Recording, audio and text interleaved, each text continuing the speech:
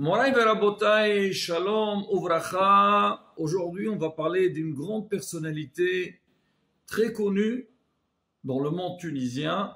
Et Baruch Hashem, aujourd'hui, pratiquement dans le monde entier, on entend parler de cette personnalité qui est Rabbi Haïm Taïeb Lomet, Zchuto Tagen Alenu. Déjà qu'on entend le nom, on se pose beaucoup de questions. Ça veut dire quoi, Rabbi Haïm Taïeb Lomet?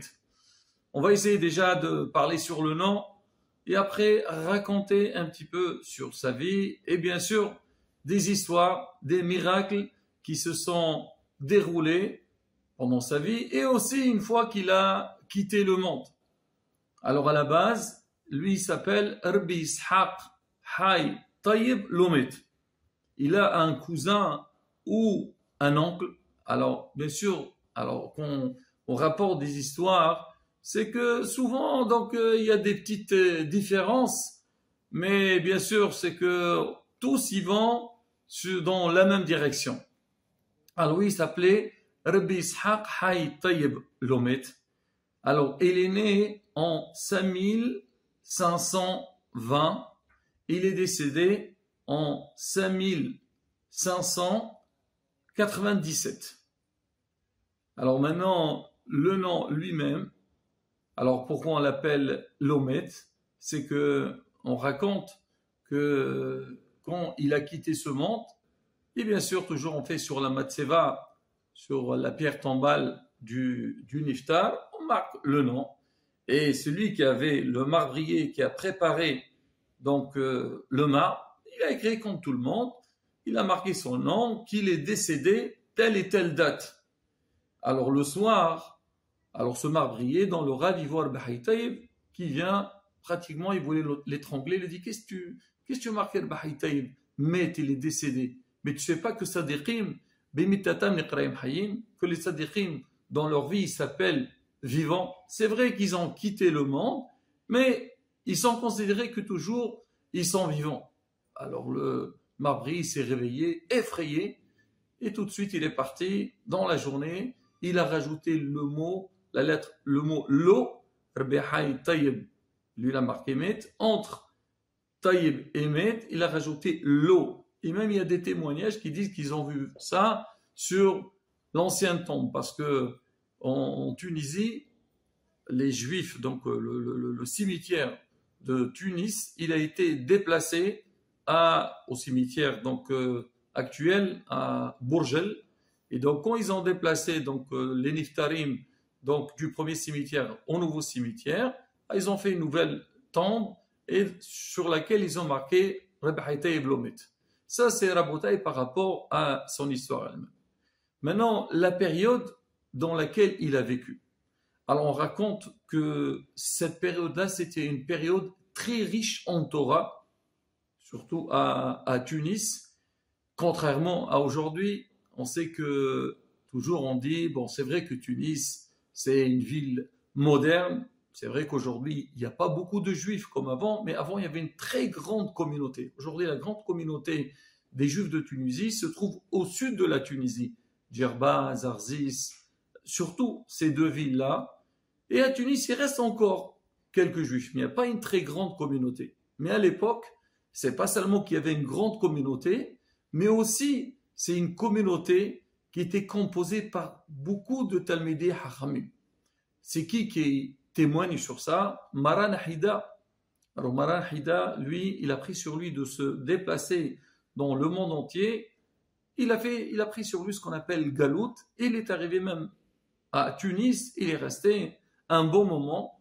Et lui, il témoigne. Il dit qu'à l'époque où il était arrivé, on lui a dit qu'il y avait au moins 300 Talmidei Hachamim. Quand on parle de Talmidei Hachamim, c'est pas stam des gens qui sont dans la Torah, mais c'était vraiment des costauds dans l'étude de la Torah. Et lui-même, il témoignait qu'il avait peur donc de ces Talmidei Hachamim, qu'ils étaient tellement aiguisés dans l'étude de la Torah, et des fois, quand ils entrent dans des discussions, qu'ils pouvaient, hasbi shalom, un petit peu de détruire tous les raisonnements qu'il fait, ce qu'on appelle Ritha de Oraita. Mais en tous les cas, il a énormément donc profité. Il était il a beaucoup apprécié donc l'étude de la Torah qu'il y avait à Tunis. et témoigner. C'est pas seulement que les grands rabbins, ils étaient très forts dans l'étude de la Torah, il dit même il y avait des jeunes à l'âge de 14 ans, on dit Qol'aim et la Sara, ça veut dire qu'ils étaient vraiment, ils avaient une étude qui était très précise et ils étaient très très forts dans l'imoud de la Torah. Pour dire que quoi la bataille, c'est que c'était une époque qui était très riche de Torah. Un jour on parlera les raisons de, malheureusement, de ce changement, c'est sûr, parce qu'il y a moins de juifs, et aussi d'autres facteurs qui sont venus pour Hasbi Shalom, malheureusement, donc qui ont touché cette ambiance de Torah dans cette ville-là. Alors on dit à cette époque, il y avait 3 grands rabbanim connus. Il y a Rabbi Mshaoud el-Fassi, qu'on connaît, alors que lui il est venu du Maroc. On racontera sur sa vie aussi, sa biographie. Et il était venu, il devait aller en Israël, il est passé par Tunis et il est resté sur place. Il y a aussi donc Rabbi Haytaïb Lomet, sur qui on est en train de parler aujourd'hui. Et il y a aussi Rabbi Shu'absis, Srotam Tagin Aleno, pareil aussi, c'était des grands érudits. Alors, la date du décès de Rabbi Haytaïb Lomet, alors, selon, on va dire, chez tout le monde, on dit tous, c'est le Yutet qui se lève. Et justement, cette semaine, alors il y a beaucoup qui vont pèleriner à Tunis, et vraiment, il y a un grand pèlerinage qui se fait, et les gens, ils font des vœux, c'est connu, les gens, Baruch Hashem. Il y a eu beaucoup de Yishor, des personnes qui sont parties, ils ont fait des demandes, surtout dans tous les domaines de la vie, Baruch Hashem. Ils ont été répondus, même tout le long de l'année. Il y a des gens, des fois, ils vont pour une journée. Ils arrivent à Tunis, ils pèlerinent Rabbi Haytaïb Lomet et ils repartent. Ils font des vœux. Alors maintenant, donc, ça c'est la date qu'a priori tout le monde pense, c'est la date qu'il a quitté le monde. Mais Morenora, par exemple, Rabbi Ibn Mazouz Shalita, lui il dit non, c'était pas cette date-là, Yutet Bekislev, mais c'était plutôt Tetzayin Be'iyar.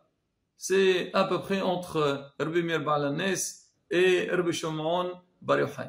Rabotai, c'est vrai que c'est bien d'avoir la date précise, mais ça ne change rien. Toujours un tzaddik qu'on va le pèleriner et on va lui demander qu'il prie pour nous dans le ciel. C'est toujours important. Si c'est la date, la vraie date, tant mieux. Sinon, c'est pas. Donc, comme on dit, la connexion, elle est là.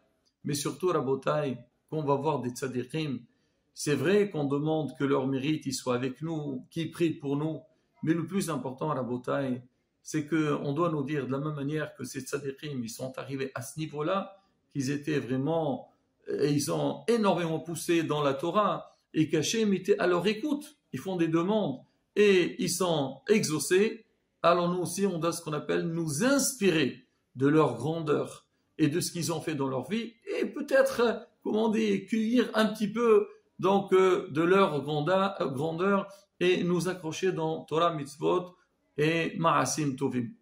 Alors maintenant, on va raconter ces histoires. C'est vrai que peut-être certains, ils les ont entendues, mais c'est bien toujours de les rappeler et ça donne beaucoup de hizouk. Ça nous renforce beaucoup que nous aussi, qu'on soit attachés avec les tzadikim et bien sûr, on a une shi'ifa, une inspiration pour servir à Kadosh Baruch Hu correctement et convenablement.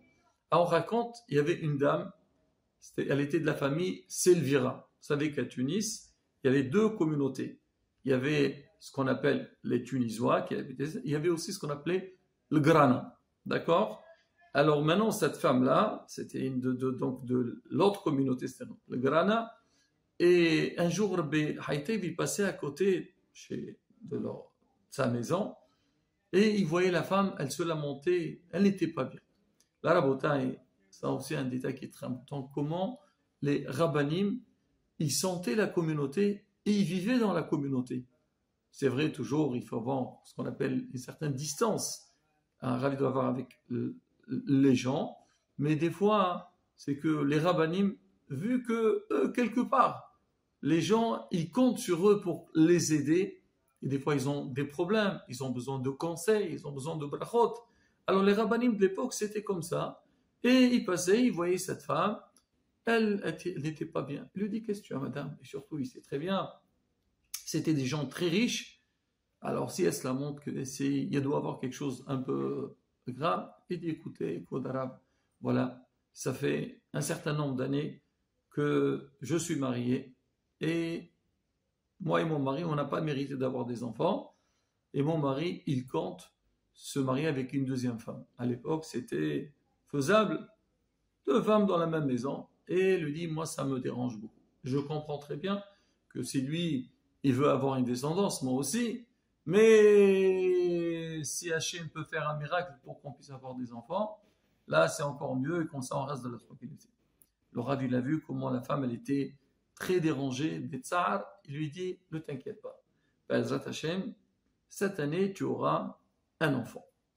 La femme, elle entend cette promesse du Rav, elle sait que c'était un homme miraculeux. Déjà, dans l'étude de la Torah, c'était, on va dire, le Hida, comment il a témoigné sur les Rabbanim, et en l'occurrence, il a parlé beaucoup sur le Haïta et Blomet. Alors la femme, elle était très contente, et elle avait espoir que Bezrat Hachem, la promesse du Rav, elle va s'accomplir. Et son mari revient, elle dit à son mari, s'il te plaît, je sais que tu es en train de faire une procédure pour chercher pour une deuxième femme, s'il te plaît, laisse-moi une année. Encore une chance. Si d'ici un an, il n'y a pas de, comment on dit, il n'y a pas de descendance, alors tu as tous les droits de le faire. Le mari, il a compris sa femme, il a dit, pas de souci, on attend. Tant qu'à faire, on attend. Effectivement, la femme est enceinte, et Baruch Hashem, elle a eu un garçon. On sait très bien qu'à Tunis, même aujourd'hui dans la communauté tunisienne, il y a dans beaucoup d'autres communautés, il y a ce qu'on appelle la nuit du Zohr, la Bilada. Et donc tout le monde était présent dans cette belle soirée, mais il n'y avait pas seulement donc, des invités de la ville, mais les rabbanim, ils venaient, ils étudiaient. Toujours dans les événements, n'importe quel événement, il y avait une bonne part de l'Imoud Torah. C'est vrai aujourd'hui qu'on assiste à un événement, les rabbanim, ils prennent la parole, ils font des vrais Torah, des vrais Hizouk, ils parlent sur l'événement. Mais à l'époque, il y avait des passages de Gemara qu'on étudiait qui sont liés avec l'événement. Et j'ai vu ça beaucoup avec Moreno Arabe,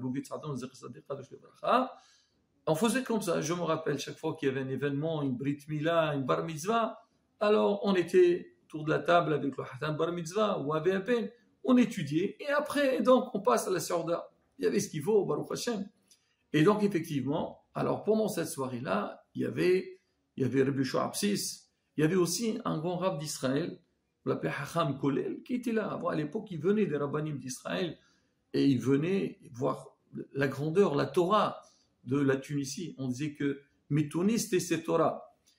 Alors, et on voulait démarrer la soirée. La dame, elle leur a dit, Rabotai, attendez un petit peu. On ne peut pas démarrer tout le temps que Rabbi Haïtaïb, et il n'est pas là. Pour le moment, on ne l'appelait pas Rabbi Haïtaïb Blomet, et il n'est pas là. Ah, ils ont compris. Tout le monde a compris qu'il faut attendre. Il n'y a que le Haram qui l'a dit. Qu'est-ce qui se passe? C'est qui ce rab-là? Il avait le Bouchapsis. Le Bouchapsis, c'était une sommité. Alors, on attend. Et à un moment donné, il y a quelqu'un qui entre, quelqu'un qui était habillé très simple. Il ne donnait pas du tout l'impression d'être un grand. Et il est venu, il voulait s'asseoir à côté de Rabbi Shoabsis et ce rab-là d'Israël. Et il n'y avait pas beaucoup de place. Rabbi Shoabsis, il dit à ce rab, s'il te plaît, pousse-toi un petit peu, laisse la place à Rabbi Haïtaïb Lobit. Rabbi Haïtaïb. L'autre ne comprenait pas Rabbi Shoabsis. Il lui demande, il lui fait, il s'assoit. Et Rabbi Haïtaïb à peine, il s'assoit, il prend un verre de boucha et il commence à somnoler un petit peu. Alors, le haram, c'est un discours, cette histoire. C'est ça, c'est ce rab-là qu'on attend. Regardez comment il était habillé, il boit un peu de la bourra et après il s'endort. Mais il a dit, je ne parle pas.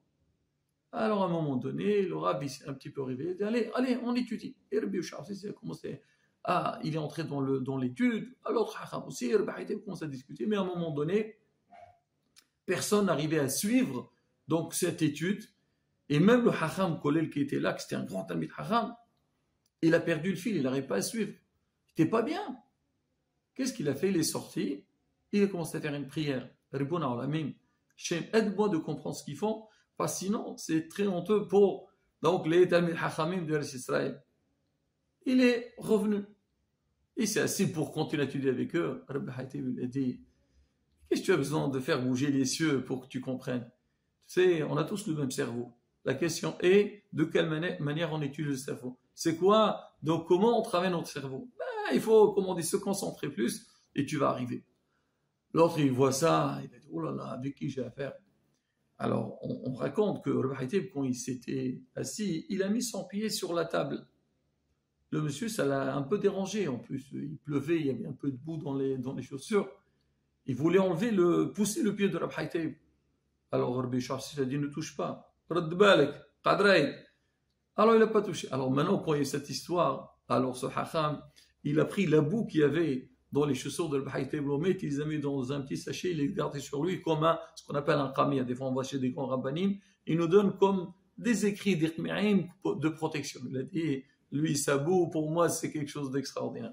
Alors, peut-être pour dire un petit peu la grandeur de Rabbi Haïtib, il y a beaucoup d'histoires. On va s'arrêter ici. Mais Rabotai, comme on dit les tzadikim, c'est que, comme on a dit dans le shi'ur, c'est toujours espérer que Bezrat Hashem, même s'ils ne sont pas parmi nous, qu'ils puissent, Bezrat Hashem, ils prient pour nous, ils courent route et ils soient militieux sur Ba'adenu. Encore un point très important, Rabotai, qu'on va faire une iloula, pas seulement sur le Tzion, si on arrive à aller là-bas, tant mieux, mais des fois, on ne peut pas, on organise, faire très attention de l'ambiance, que ce soit une ambiance de Torah. C'est vrai, il faut qu'il y ait la simha, il faut que tout le monde soit content, on fait des bénédictions, on allume des bougies, mais toujours respecter, ne pas mélanger les hommes avec les femmes, ou ne pas se conduire d'une manière un petit peu hasbi shalom, qui n'est pas très honorable par rapport à l'événement, et comme ça, Bezrat Hashem, on aura toutes les yeshurot. Amen, Ken Yehi Ratzon.